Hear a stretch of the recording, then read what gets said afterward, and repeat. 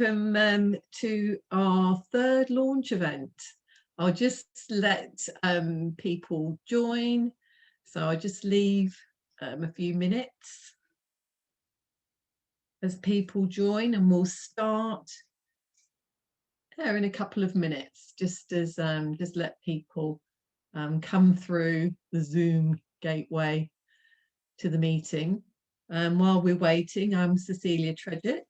I'm going to be chairing this session today, and this is the third of 5 events launching Eastern Community Homes. And on the panel today, I'm joined by some wonderful examples of activity in community-led housing. So I don't know if you want to give a little wave as I say. So we've got Tom Chance, who's the Chief Executive of the National CLT Network. Hi, Tom. We've also got Rachael Orr, and she's the Director from Placeshapers. And then also we've got from Bristol, Sally Gilbert, and she's the Development Director of United Communities Bristol. And then after Sally speaking, we've got Dave Smith, who's the Director of Client Services for CDS Co-operatives in London. And then finally, and last but not least, we've got the Chief Executive of Watford Community Housing Trust, Tina Barnard. So right, so let's get going because we've only got an hour. So, you know, that we're going to have to rattle through, I'm afraid. So, as I said, this is the third online event launching the new community-led housing hub for the East of England, Eastern Community Homes. I'm Cecilia Tredget, and I've been working with ECH since March last year, setting up the hub and helping ensure that local authorities and housing associations come on board and support the communities across the East of England by encouraging to do more community-led housing. As many of you know, Eastern Community Homes is one of 27 hubs being set up across the UK. We're one of the newest and the largest hubs and receive set-up funding from MHCLG to do this. I suppose you would call us a one-stop shop for community-led housing. We provide training, bring together networks, and most importantly, can provide hands-on technical support, community groups on the ground with our bank of accredited technical advisors, many of whom are on the call with us today. So the focus for this event is to showcase successful partnerships between housing associations and community-led housing organisations. And we have examples from across the country to listen to. We will hear about the successes, but also the challenges. And at the end, there will be a question and answer session. So an opportunity, maybe just in the last 5 minutes, to ask questions of the panelists. So what I'd like to ask you to do before we start is to introduce yourself using the chat. And as we go along, if you've got any questions, please put them in the Q&A, either in the chat or in at the end. So with no further ado, let's get on to our first speaker, and that's Tom Chance. Over to you, Tom. Thank you, Cecilia, and thank you to Eastern Community Homes for inviting me along today. I realise that this week is a year since we moved into home working at the National CLT Network, and it's over a year since I've been able to do any of this in person. But it'd be really nice to be out in the Eastern region at some point soon. So I'm just going to share my screen. I've got some slides. So I'm the Chief Executive of the National Community Land Trust Network. We work closely with our sister and brother bodies for cooperatives, co-housing communities, development trusts, other models. And we've worked together over the years to try to encourage this partnership working. Why we're doing it, I think it's actually nicely captured by a quote from the Archbishop of Canterbury. There was this report that the Church of England put out just a few weeks ago. And the thing I like about this quote is the last clause where he says, the whole nature of the industry would be changed. And I think a lot of housing associations feel this way, and a lot of communities feel this way, that we spend too much time as a country talking about how many units of housing are produced, and not enough time talking about communities. And so the partnership between housing associations and communities in a way is rooted in this shared view of what we need to be doing and what's wrong about the way that housing is provided at the moment. And that's really nicely reflected in this quote from a chief executive of a housing association called Astor that has been very prominent in partnerships with community land trusts in the southwest of England.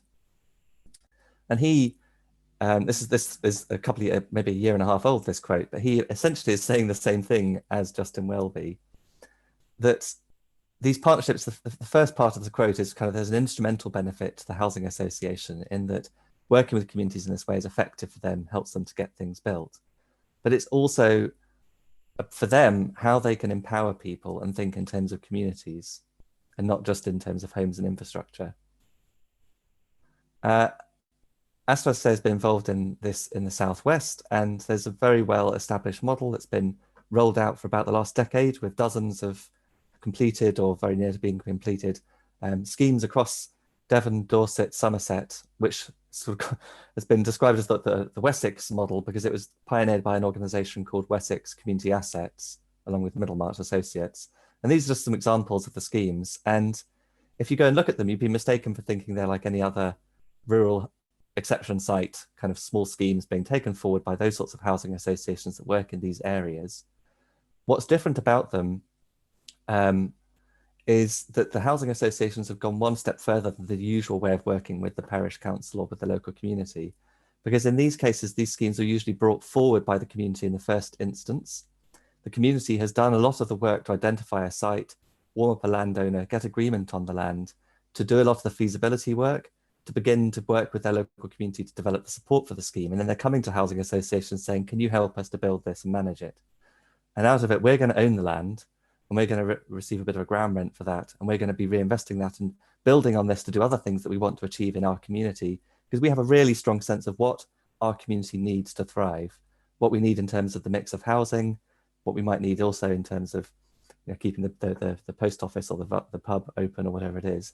And we see that working in partnership with you as a housing association, you can really help us to do that, because you can help us to build it to a high standard and to manage those homes really, really well. And there's that sort of that shared interest. A lot of them go on to do much else. So this is an example actually from the Eastern region. This is Swaffham Prior Community Land Trust. They built some homes with Hasto a few years ago, and they're now doing one of the most ambitious climate change projects I've seen around the country. They are working to take their entire village off of oil heating, which is expensive. So it's a fuel poverty issue, but also obviously carbon intensive, and to transition their village to a renewably powered district heating system.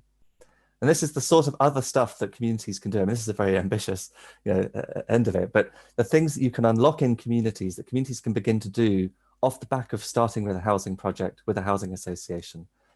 And one of the things I think is interesting, and I've talked with Rachael a bit about, is that actually often these things are then done without that housing association. The community goes off and finds another partner to do another project. And it'd be really interesting to look at how housing associations could continue to work in partnership with communities on these sorts of projects, because lots of housing associations are also doing groundbreaking work to address climate change.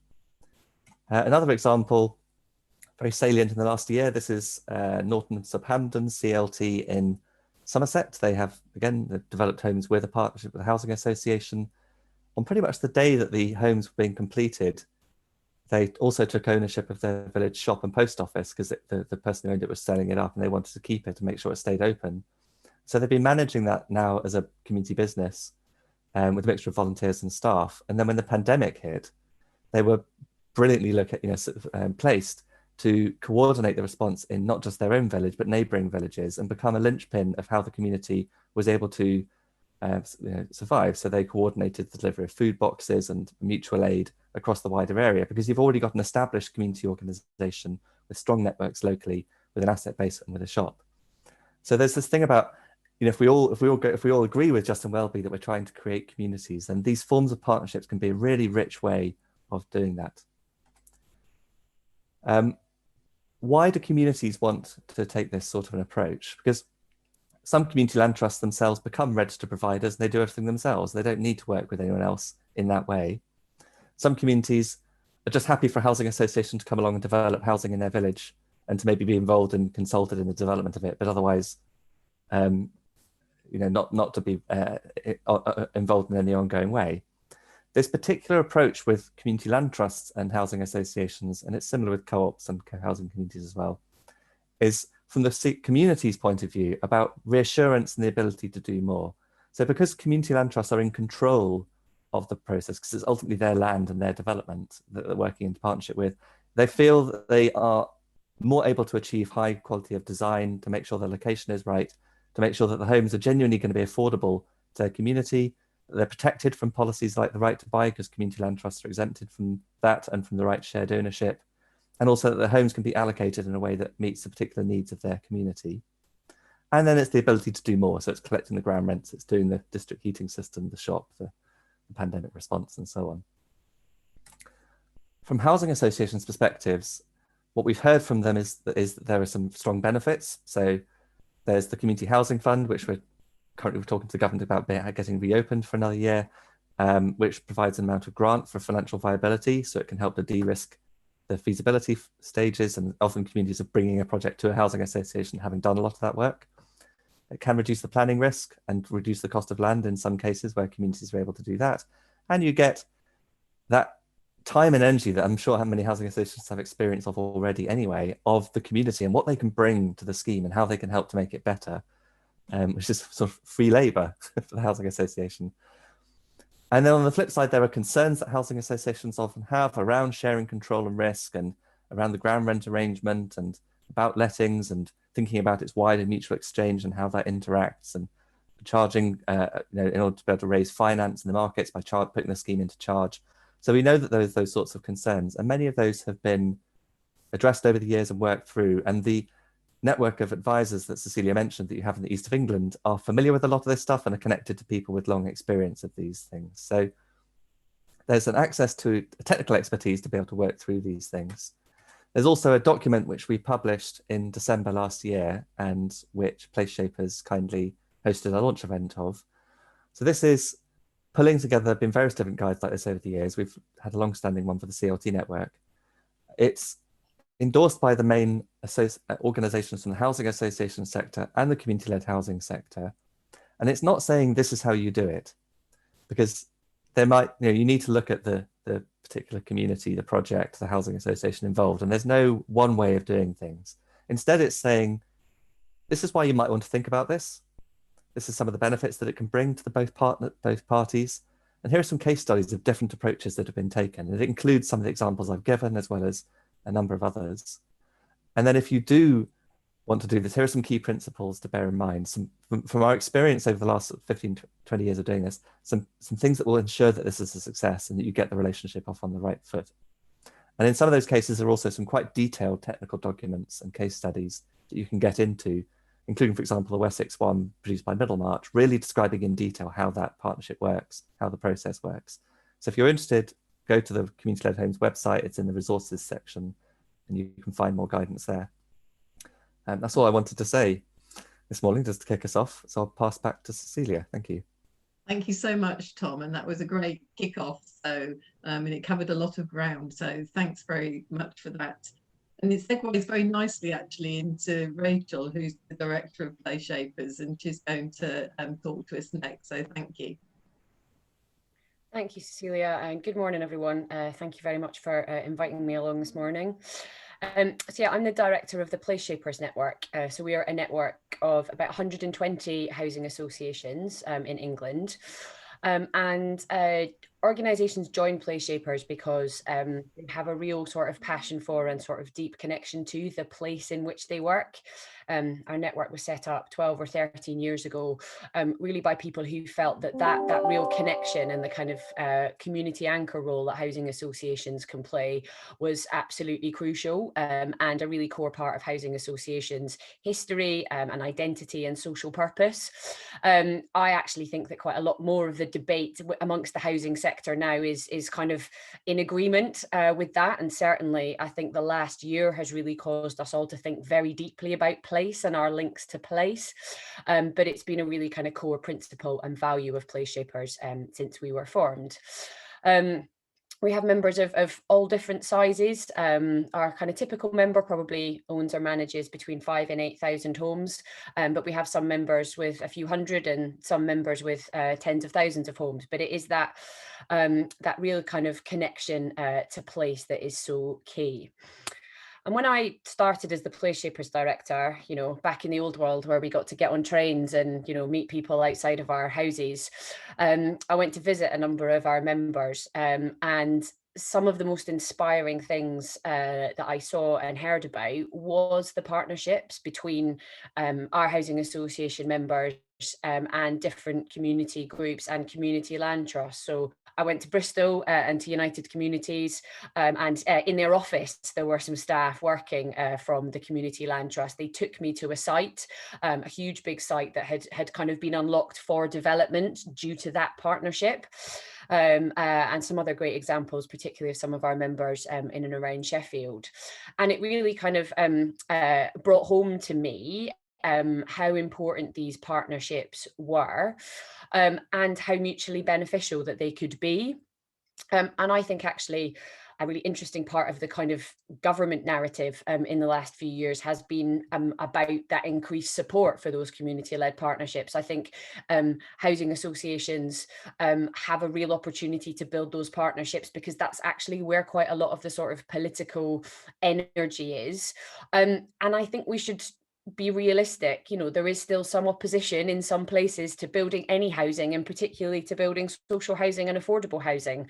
And I think if you've got demonstrable active support from the local communities that you're working in, and really strong and trusted partnerships with those communities, then there's a far better chance of those housing developments not only getting permission but succeeding, being welcomed, being supported by the community, because they are felt to be kind of, you know, owned by the people who have lived and worked there for years and years, rather than being kind of imposed on them. But we should be under no illusion that it's not always easy.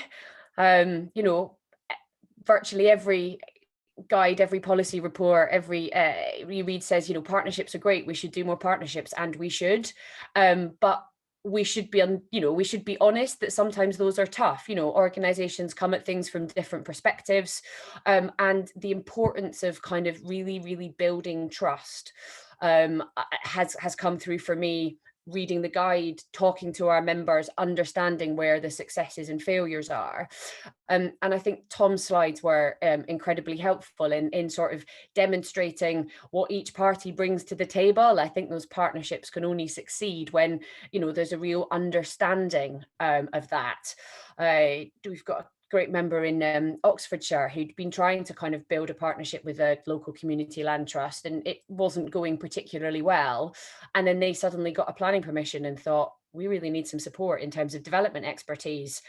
And the housing association had that. So I think it's just about the importance for me of being really clear about the need for both perspectives and other perspectives in those partnerships, real clarity about what each organization can bring to the table, and then, you know, thinking about how you can build those partnerships. And that was why we were so pleased to be able to endorse and then work on the launch of the guide, the practical guide to partnerships, because I think those are in some places very detailed examples of where these partnerships have worked. So I think there's a lot to kind of be inspired by.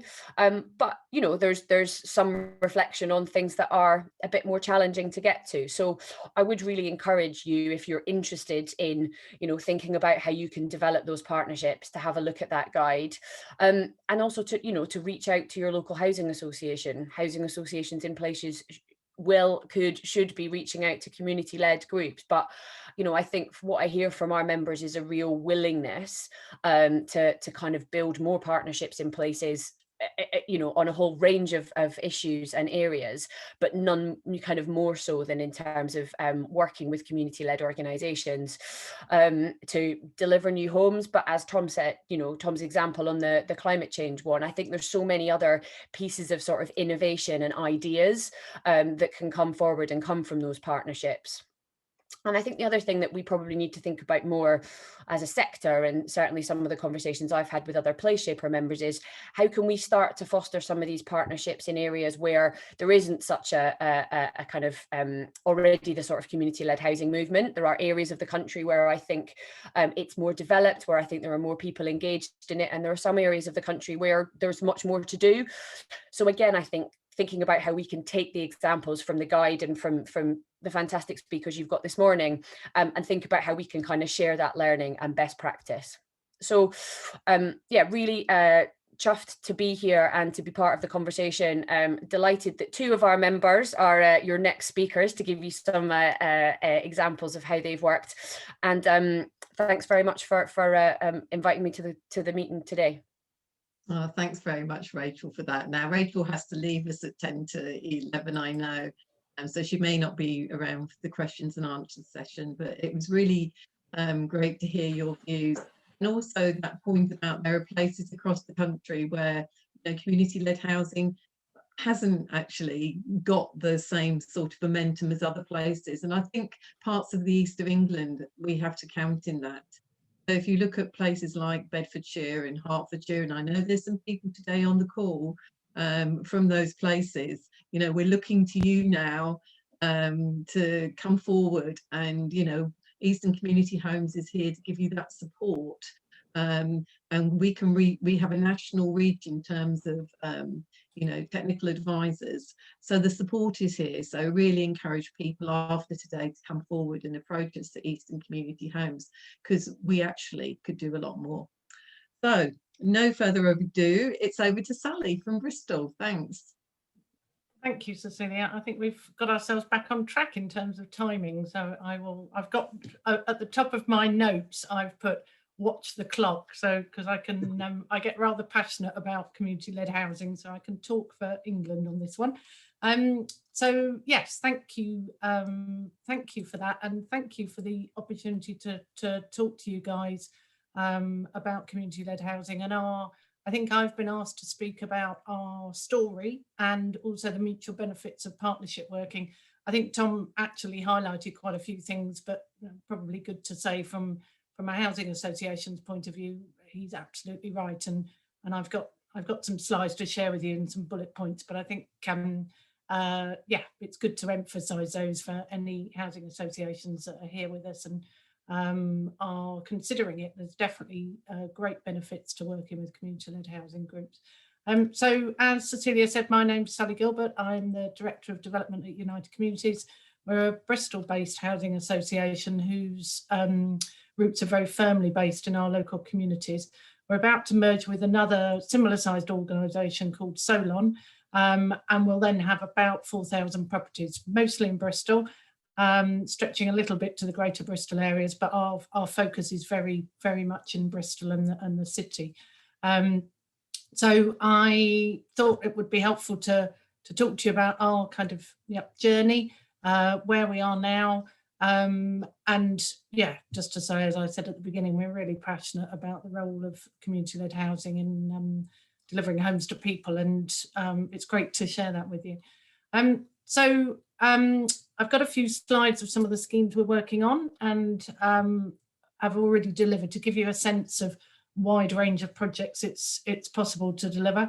They range from 12 homes, which was the very first one we did, up to 120, which is yeah, probably going to be our flagship scheme. And yeah, I'll show you some pictures of that. So yeah, just taking it back to where our journey started. As Rachael said, she came to our offices some while ago, and if we ever get back there again, Bristol Community Land Trust, we kind of helped get them going in the this was about 7 years ago, I think. We supported them in the very early days. They share our office and a lot of our resources, and we helped to kind of get them going. They now are part of supporting the West of England hub, who again are based in our office. So and we're now a delivery partner with the West of England hub. So and they're getting going with some great schemes. So the first scheme we did was in Fish Ponds, which is an area of Bristol, for 12 homes, 7 shared ownership and 5 affordable rent. And what's different for this one, even way back then, was that we used all of the homes were completed with a self-finish model, which means that the residents were allocated their homes way before they were completed. And then they were brought in at a stage when the homes were at a sort of second fix stage. And they installed the kitchens, decorated throughout, did the tiling in the kitchens and bathrooms. They did all the external landscaping works, including building bike and bin stores. And then for their efforts, they earned something called sweat equity. But I think that is, I'm pretty sure that's included in the guide. And if it isn't, I'm really happy to talk to anybody separately about that. But basically they got some equity within their property or a reduced rent for the hours that they sweated into supporting that. But as you can imagine, working together as a team, they didn't work on their own homes, they worked on all of the homes together as a group. They didn't know each other before, but that coming together and sharing the work of all of the homes really brought them together and as a community, and it was a fantastic success.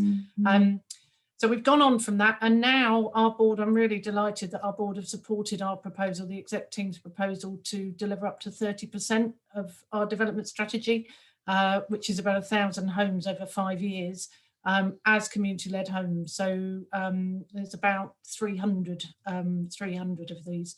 I've realised that I've not shared my screen, so I will just bring that up. Hold on. Let me do the, oops. That's us. One of the things that I've put at the beginning of this is that our slogan is we deliver more than, and it's more than a roof, and that feels like it absolutely feels very much part of community-led housing, and it runs through our culture, and as it says on the screen, guides how we work. This is some of the positives that we would say from community-led housing, that, as I said, would are some of, whoops, beg your pardon, getting clicky with my mouse there, echo what some of the things that Tom has said. Hang on, I can't even see my slide, sorry, I love this.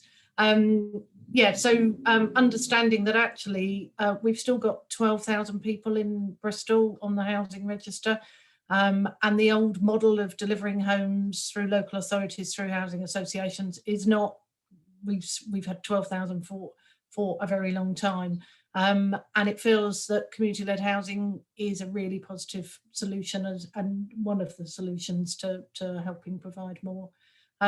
Reaching out to a wider community, recognising how deep the effects of the housing crisis are. It's not just the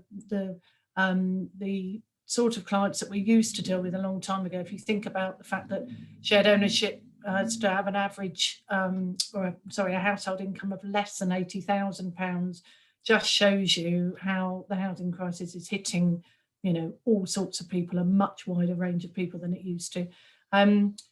Unlocks land, absolutely. Bristol City Council are on their second tranche of land that they are supplying at nil capital receipt to community-led housing. So we wouldn't be able to, as a housing association, access that land. So, but working with a community land trust or community-led housing group of some description enables us to unlock that land. And strengthening our role in the community, it really feels like, as I said, about starting off with the Fish Ponds Road scheme, that really brings communities together. And the scheme that we've got, that's 120 homes, that was very much came straight from the community. We didn't have one objection when it went into planning, and thinking that that scheme is built on greenfield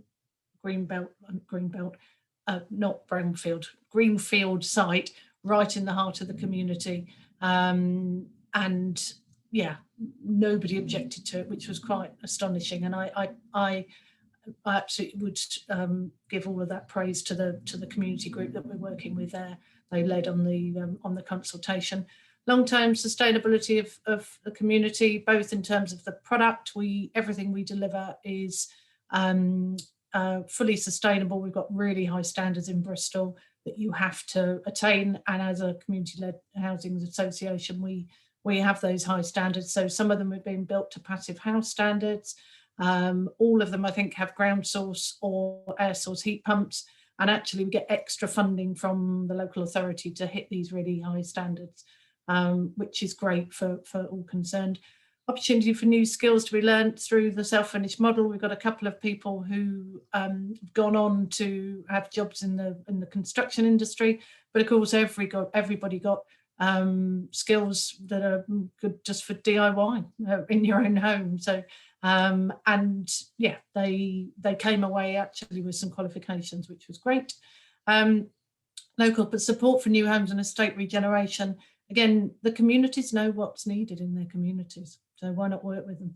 And unlocks alternative funding avenues. There's less of them at the moment. Unfortunately, Homes England have scaled back, but I know Tom is plugging away, as is Rachael and our other support networks at the government to get back to the sort of levels we were last year. So, and as I said, our offer is up to 30% of our homes. So that's 300 homes we're looking to build, and we're getting along very nicely with that. And as I say, working with West of England Hub. So just I will quickly romp through these because I'm a note on the time. This is that very first scheme, and you can see these lots of happy people, having done their exhausted people as well, I might add, having done their work. But yeah, absolutely thrilled with the results. This is the one that Rachael mentioned, Sheldon Road, which is very local to our office if we ever get back there. And they're starting to put the render on now, and the self-finish guys are ready to roll. All of the homes are allocated. It's quite a funky scheme. Ground source heat pumps, and you can see these big blocks are the passive house clay blocks that we're building with. Really excited about this one. And this land came from the local authority. Whoops. This is the big one, 120 homes, library, health centre, community facilities. It's hard to believe that this is being led by a community organisation, but it really is. And we're also working with another housing association, Abri, who are stumping up the cash because we couldn't quite afford this one on our own. So yeah, really exciting. That's got planning permission, due to start on site quite soon. This is another one in 36 units. Again, one of the models in the guide that Tom was talking about. The community group are going to own 6 of the properties, which they'll buy from us at cost. And yeah, another exciting development in one of our priority neighbourhoods. Local lettings plan and delivering actually the units that the community group are having. They're going to be much lower shared ownership tranche. So they're hoping to go for something like 20% rather than the minimum 25 from Homes England. So, and finally, but no means least, this is our first rural exception site, one in Marshfield. Somebody mostly works in the city. It makes me wince at the low density here, but it's perfect for the community. And it's a beautiful Cotswold kind of type village, and they had no affordable housing, and the pretty cottages were going for £500,000 and more, and people just couldn't access affordable housing. So this is really fantastic. Got planning permission, due on site fairly shortly. We're doing some groundworks at the moment. So yes, that's it, I think, from me. Just about to time, Cecilia. Yeah, perfectly on time, Sally. Thank you. Great. That was great. And also, so, just to say, if there are, obviously, I've skirted over all of that, but really happy to take, questions out, forward the questions to Cecilia. I think there's an opportunity to maybe have some of those questions at the expert panel tomorrow. But yeah, I'm also happy if these guys have got our contact details, so happy to pick up any questions about anything specific. So yes, I think that would be really helpful, Sally, because one of the things that you know, a bit like the Southwest, actually, we're a mixture, aren't we, of rural and urban, but we probably just don't have the number of examples of urban schemes. So, you know, all of those, and the level of ambition is just astounding, isn't it? You know, 120 homes, you know, it's just mind-blowing. And I just think that learning from your experience and the experience of people that you're working with will be an enormous asset for us, and another good reason for the networks of hubs working together. So thank you so much for that. So Dave, another urban example. It's over to you, please.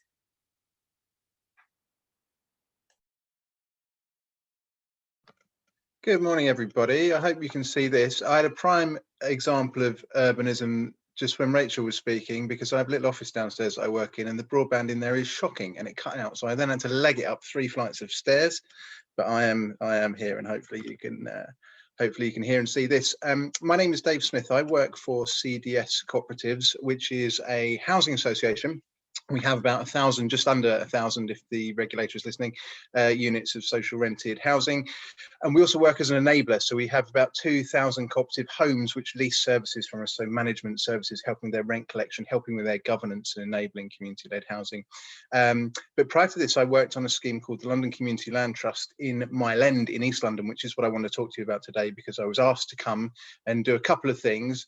I was asked to give you a brief overview of the history of the cooperative movement, some urban examples of housing association partnerships, successes working with community-led housing projects, all in under 10 minutes, which I thought was outrageous, quite frankly, but there we are. I'm going to do my very best to try and stick to that. So the first thing to say is there are far more eloquent and educated people on this subject than me. Take a screenshot of this one now if you get a chance, print screen or Command-Shift-3 on a Mac. These are the links that you need to see the history of the co-op movement in the UK, and there's some interesting stuff there as well on community land trusts, both on London CLT and the international picture. And this is in addition to what Tom cited earlier, including the new guide which the CLT network and others have put out. So I'd encourage you to read around and look at that. But very briefly, were I to bastardize the history of the co-op movement, I would say this. It started with the Rochdale pioneers, who many people have heard of, along the principles of open membership and democratic control back in 1844. The features of housing co-ops are frequently that they're fully mutual. So all of the members of them tend to be tenants in where they live, and they own and they control and they democratically manage the place in which they live. They're traditionally quite small. The average number of units in a co-op home in the UK tends to be about 40 or so. And they invariably focus on affordable housing as well, provision of chiefly rented affordable housing, although there are other models out there as well, other forms of tenure, which different co-ops have pursued, some quite interesting ones as well. So there's these different types, as I mentioned, some really interesting short life projects, particularly in cities where co-ops go in and take over buildings which aren't coming to use anytime soon. Tenant management co-ops, which really focuses on the governance side, and a lot of those work in partnership with organisations like housing associations. Self-build, I saw mentioned, Sally was talking earlier about some self-finish and features in the work that they're doing down in Bristol. It can be a common and really worthwhile theme. And some as well with equity. So the Lilac scheme up in Leeds is a mutual form of buying your home effectively within the construct of a cooperative. So there's a variety of different ways in which co-ops can and do operate. There's about 243 in the UK, or sorry, registered in England at the moment. This one on the left here is a beautiful scheme which we work with up in Vauxhall in London, offering rents to the kinds of people who actually, particularly during the pandemic, otherwise simply wouldn't be able to stay in their own homes. So people who work in the arts and different trades like that. And it's part of the wider community-led housing movement, so CLTs, co-housing, group self-build, these different kind of things. That was an awful and unfair history of the co-op movement, but I was asked to do it, so nonetheless, there you are. What I'd like to talk about very briefly is give you just an example from my own personal experience of a working relationship between a community land trust and a housing association, which was transformative in terms of its ability to get community-led housing models up and running and now lived in, I'm pleased to say. And this was back from between, I would say, 2010 to about 2015 was the key point of this partnership between what is now the London Community Land Trust, was then the London East London Community Land Trust, and Poplar Harker Housing Association in the East End of London in Tower Hamlets, who worked together to help transform this old derelict hospital called St Clement's in Mile End into these beautiful homes which you see before you today, which now host 23 Community Land Trust units, in addition to social rented housing at social rented prices, I'm pleased to say, as well as some private for sale homes across the site.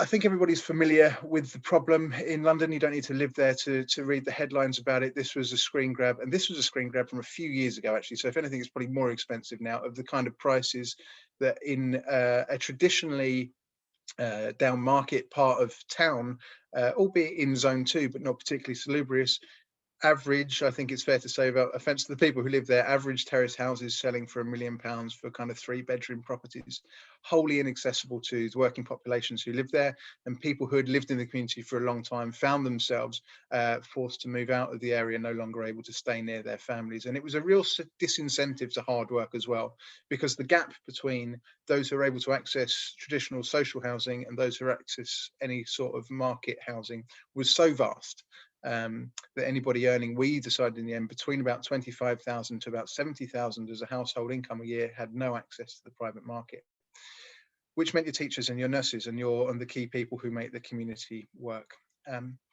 So London Community Land Trust was actually born out of the community organising work of a group called London Citizens, who are now called Citizens UK. They were initially behind the Living Wage and the Living Wage Foundation.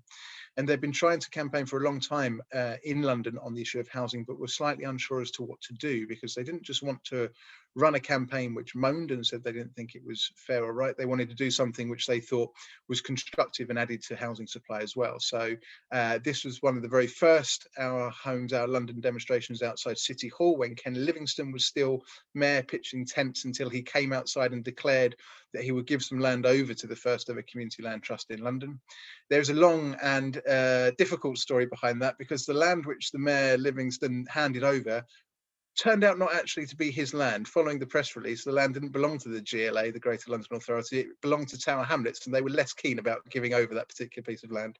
So when I started working for the campaign in 2009, we had to choose, or we decided to choose, the site which we thought should be London's first CLT and campaign for it ourselves. We chose this wonderful, fantastic, it was actually built as a workhouse, but this old building called St Clement's Hospital in Mile End. And through a process of community organising, through a process of community-led design, through a process of working with a whole number of community stakeholders, including churches and mosques and schools and trades unions and different civic institutions in the area, we eventually were able to pull together a bid team which bidded for the site from the GLA, ourselves, a private developer and a housing association. And I will save you the long story, but you're very welcome to watch it on YouTube and check it out on London CLT's website, where what happened in the end was that London CLT agreed to work with another consortium, which was headed by the developer Linden Homes and Peabody Housing Association, and London CLT effectively slotted in order to deliver what otherwise would have been shared ownership units on the site, but instead were delivered, excuse me, through London CLT's unique affordability formula, which bases the cost of the homes on local wages. So it's slightly more nuanced than this, but effectively you say, if you take 30% of the average income in the area and multiply that out by a 25-year average mortgage, how much can people afford to pay for housing? And we sold our homes 1 bedroom for 130,000, 2 bedrooms for 182,000 and 3 bedrooms for £235,000, which I think is a pretty fair deal. In most part of the countries, it's a particularly fair deal in zone 2 of central London. So we're very, very pleased with that. With that said, let me answer the question I was actually asked here to speak about.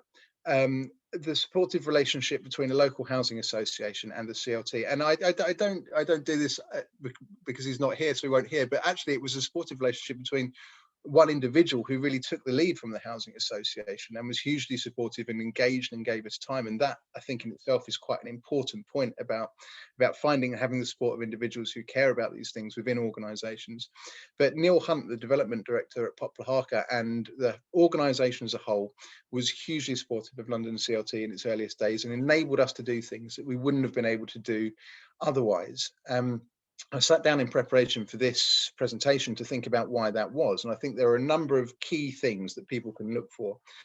So the first was the commitment to place. Poplar Harker were particularly committed to that part of Tower Hamlets. They're not an organisation spread across the city. They shared our affinity for that particular part of the East End, and I think they could relate better to the local community because of that. So my advice would always be to look for synergies, both in geography and in spirit, with the organisations who want to work together. They were in many ways the right size to be able to assist us, because they were big enough to have the development facilities that we could kind of draw on and use effectively for free at their goodwill at times and paid for other times, without it being a massive drain on their own resources. But at the same time, they weren't a national organisation with whom you would get lost within the bureaucracy and you get lost within the sign-off processes. And I think that was very important as well. We were offering a different type of tenure to what they were offering, so there was no kind of direct conflict of interest there potentially, and also it's very politically advantageous. Tower Hamlets was, or still is at the moment, an area which has a locally elected mayor. The politics of it are very, very tight, so there was an advantage to the housing association in that sense, and it was part of their wider interest, part of their wider corporate social responsibility to help groups like ours. And just on the question of how, so what was it that they actually did that helped us? Well, the most important thing was, for me, was the opening up and the assistance and the guiding through of financial modelling. Because when you start a community-led housing association, believe it or not, the majority of the people in the room, myself included, and particularly the people we're working with, didn't get into it because we are experts in or care about financial modelling of rent programmes over 25, 30 years. We didn't even really know, I don't think, until I was asked for it by the Greater London Authority, that I would ever have to show them that, which I know sounds a ridiculous thing to say in hindsight now, but that the nature of the campaign was not one that was ever focused on that. So the ability to bring some real professionalism to the aspiration and to model it in a way that was reflected back what the landowners wanted to see in the first place was hugely, hugely powerful. He also de-risks the scheme hugely, because Poplar Harker agreed to underwrite to buy in the unit. So this was a turnkey operation. And the fear was always that London Community Land Trust wouldn't come up with the money in the end. Now we did, I'm pleased to say, and we worked very hard to make sure that we did. But to have Poplar Harker sit beneath that deal and underwrite the ability to buy the units and flip them into their own shared ownership if need be was incredibly helpful. Andrea Baker, who works at Poplar Harker as well, their operations, I believe, housing director, helps us with lettings policies and navigating the Section 106 agreement and the creation of the local lettings policy, and the ability, I think, as well, to just provide a whole number of housing management services potentially where they needed. Again, if the CLT was to fall through in terms of what it was offering, was very essential both to local authority and to the London government in order to kind of underwrite and provide some real security for this. And he was just an excellent sounding board. He was an individual who we could get on the phone to and talk to and would lend us the benefit of his experience. And I would like to think that to some extent that was a nice experience for him as well. So it was incredibly, incredibly transformative. It enabled the project to go ahead, and I think in a way that it wouldn't have done otherwise.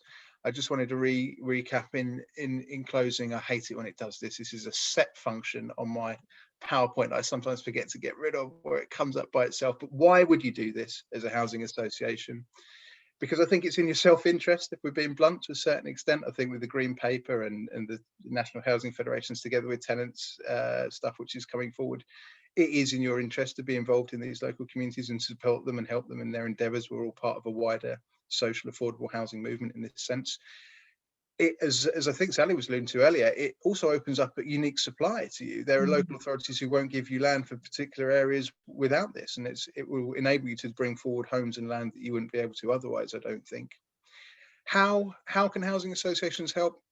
Underwrite, reassure, help model, reassure politicians and local authorities, and effectively bring the professionalisation which I think is needed at certain times to community-led housing associations, without entirely bureaucratizing the process and overburdening them with a different culture of working. And why is it so invaluable? It's the overquoted Donald Rumsfeld quote of the unknown unknowns. There are just things when you're in that position that you don't know, and to have a housing association work in partnership with you and guide you through that in the instance of London CLT, I know, but I also know elsewhere, has proved incredibly value and has delivered homes that wouldn't have come forward otherwise. And so, with very little time to spare, I imagine, I think that was all I was, I won't flick through every last bit of it again, there we go. All I was going to say. Thanks, Cecilia. Thanks very much, Dave. A real whistle-stop tour. And I'm really pleased that you also just gave a little introduction to co-ops. Thanks for that. Because, you know, there are councils actually in the east of England who want to do co-ops. And it's really fantastic that there is that ambition. So it often falls off the agenda. Sort of community land trusts have gained popularity, but you know, co-ops are still a really fantastic form of housing management. So thanks very much for that brilliant example from the East End of London. So last but in no means least, it's Tina from Watford. So she's going to take us through to the end, I think, today. Thank you. Thank you, Cecilia, and I'll try to gallop through my presentation. I don't have some pretty pictures, so I feel quite guilty because we've got some great new builds in Hertfordshire. So just very quickly about Watford Community Housing. As I said to Cecilia earlier, I don't actually see Hertfordshire being in the east, given that I come from Lowestoft in Suffolk, but we are counted as the East region, so I'm really pleased to be here. And as Rachael said, we are a place shaper, and we're what's called a community gateway model. So we actually have over 2,500 of our tenants and leaseholders are members of our organisation, and only tenants and leaseholders can be members. So it's very much a community-led organisation that I'm the chief exec of. But more important, we're seen as a community anchor and a trusted friend of the area. And I think that's really important for housing associations, that they're seen as a partner. And I want to talk about what we're doing in Hertfordshire in terms of working with the local authority and the community. So we launched our new business plan 2025 in the middle of the pandemic, as you do. And a key element of that is about dynamic partnerships. And I think that's something that we're succeeding in Hertfordshire. And what I want to talk about is our working with our local authorities. And we actually have joint ventures because it's very much about a long-term relationship. And it's not about just one scheme. It's actually having that churn of new homes. So we started the conversation in 2016, and that was the time when you saw a number of local authorities talking about setting up local housing companies. We had the spectrum of right to buys coming to both sort of all housing associations. As an LSVT, we already have the right to buy. And actually, how can we deliver more new homes in Hertfordshire? We see a big increase in homelessness, and there was actually a need for immediate action. And rather than just working on one scheme, we looked at a whole programme of new homes, and we've actually got probably a pipeline of around 500 with both Watford and Three Rivers. And what we wanted to do is set up a joint venture. One is called Heart Homes, which is one with Watford. The other one is Three Rivers Homes. Surprise, surprise, that's with Three Rivers. And it was about ensuring that we had a quality product, and that would be a range of different tenures. I know someone asked a question about understanding what the tenures were. We had a need for temporary accommodation, a need for affordable, but also social and shared ownership, as well as market rent. And there was also a need for the local authorities. What's in it for them? And I think that's the key thing. If you're going to have a successful partnership, it needs to be successful for all partners, and they needed to generate income. So we acknowledged that we both had different strengths. The strengths that we had the development skills. Local authorities, some of the communities didn't have that. We also were able to offer the back office. But the local authority had a political will, and they had the buy-in from the community, and they had available assets and the ability to provide on lending. But the key thing was it was a long-term relationship. So I wanted to say why I think our joint venture works. I should have shown you the beautiful photos of the schemes that are already on site and the ones that are in development. But I think it is about shared agenda, and I think that's consistently, we've heard that today from everyone. People want to see that win-win. It's also been about open and frank, you know, telling people things that aren't going to work as well as what is going to work. And it wants to work, willingness to work together. I think we like each other. People want to work with people they like and people they trust. And if you haven't got that, then I don't think it works. It's also about mutual respect. You know, we respect our community, we respect our local authority, and that's key. And we're very honest. But underlying that, I think it's all about relationships. I was asked to ask about some of the challenges. I think there are different agendas, and we've suddenly seen in pandemic, as well as a whole different agendas for local authorities, community and housing associations. We suddenly have a situation that all the time that people are thinking about what's happening in the pandemic, and maybe new housing isn't high up on the agenda, but it's about acknowledging that there are some add-ons in terms of working in partnerships. And it does take time, and I do think it actually takes a lot of effort. It's inevitable that people will change. You know, there'll be people getting new jobs, etc. So you have to start building that relationship. But I would say the success of any community-based development is about working together in terms of relationships. That was a really quick canter, Cecilia, but it has given you about 4 minutes, so people can ask any questions. Yeah, thank you so much, Tina. That's great. So we've had so many questions in the questions and answers, and it's been brilliant. But I think one of the just before we leave, just ask maybe just Sally, Dave, and Tina, just for the final words. You know, 3 ingredients for successful partnerships. You know, what are they between local authorities and housing associations? I'll go to Sally first, because I know that sort of Dave and Tina have already spoken about this, but Sally, from your perspective. Well, just to say, there's a question, there's a couple of questions that were asked about how do people get going if they've got an idea, if they've got a vision. If you want, yeah, that's what your hub is for. They've got the funding to do it. They've got enablers there to support any groups that are sort of embryonic, or they've just got an idea or whatever. Go to your hub. That's the best first place. Most housing associations, unfortunately, don't have the resources to spend that amount of time in the setting up of groups, but the hub will help you. So that's your first point of call.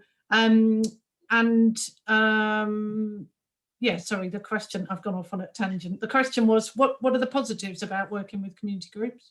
No, it was about partnerships, really. Partnerships, yeah. So, well,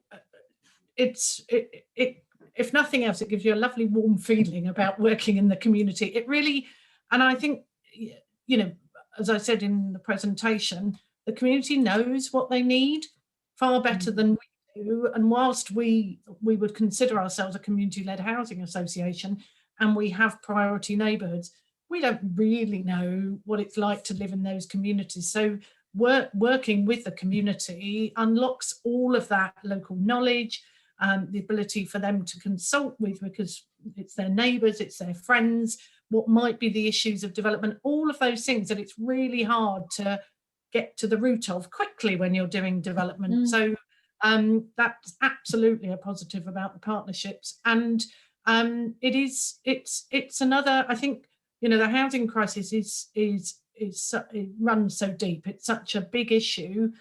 It's another really positive solution. It's part of the solution, and let's you know, really engage back with our communities. It brings people together.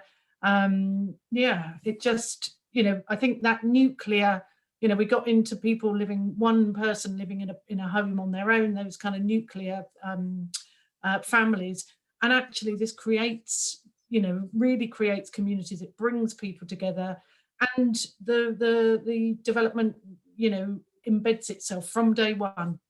That's lovely. Thank you so much, Sally. So Dave, final word from you, and then Tina. I would just say, look at where it's been done really well. And there is no better example than Sally and the folk in Bristol. And what have they got in common? They've got a geographical commonality, I think there. They've got a cultural similarity. Their organisation wants to do this and is similar to the community groups. And they've got somebody who is a personal contact who is passionate about it. So I think they're the three things for me, the local, the sharing of geography, sharing a culture, and having a point person in the organisation. That's lovely. Thank you, Dave. And then finally from you, Tina. Thank you. So I think it's about work with people you like, make sure that you've got a shared agenda, and that you're both prepared to compromise at times, so you get that win-win solution. That's lovely. So thank you to our panelists. It's been a really fascinating hour. Thank you for keeping to time. Thanks to all the team at ECA for organising this today. You know, there are a lot of questions in the Q&A. So if there's still room to come along to our session tomorrow at 5, I think it's 5 or 5:30, go on our website, or there's a link in the chat probably, where you can hear those questions answered. And so just thanks again to all of you for tuning in today. And remember, you know, Eastern Community Homes, as Sally says, we're here, we're the ones that can provide you with that wraparound one-stop shop service. So please get in contact. So thanks very much and enjoy the rest of your day. Yes, and good luck with all those homes you're going to build. Yes, thanks, Sally. Bye.